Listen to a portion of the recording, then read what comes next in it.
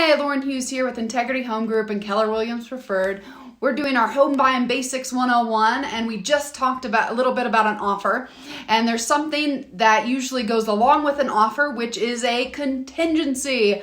Which, what the heck does that mean? So we're going to talk a little bit more about contingencies. And contingency is a clause that protects you in the of future events that are unforeseen.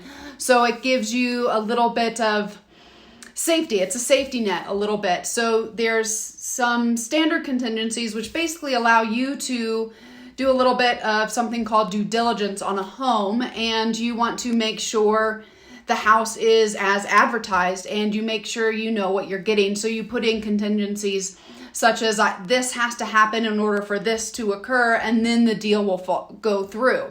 So a few common contingencies that we're seeing, or just common contingencies, are a home inspection. So an inspection contingency, which basically means you have the right to inspect the home, and assuming everything is okay with the home, then you can release that contingency. The next one is financing contingency. You want to make sure you can afford that, you can get financing for the house, and if for some reason you can't, you want to make sure that earnest money that you put down is protected.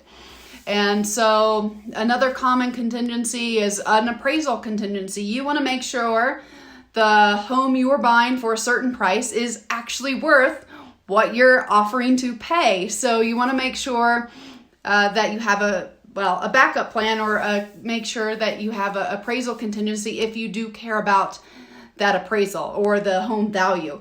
Right now, some people don't seem to really care about where the appraisal is coming in because they want the house no matter what. So those are probably the three most common contingencies. Sometimes you want to buy a new home, but you also have to sell your current home first. So people put in a home selling contingency saying, I will buy this house as long as I sell my home first. And so that's the contingency is more of a protection for the buyer. And so sellers, they don't really like contingencies. They want to have the least amount of contingencies in that offer. But as a buyer, you and your realtor want to make sure you protect your interest and your earnest money, which we're going to talk about next. But you want to make sure your interests are protected, and contingencies are a great way to do this while you are very serious about the property. You want to make sure you know exactly what you are buying. So if you guys ever have any questions or thoughts or comments about anything we talk about, my door is always open. Thanks.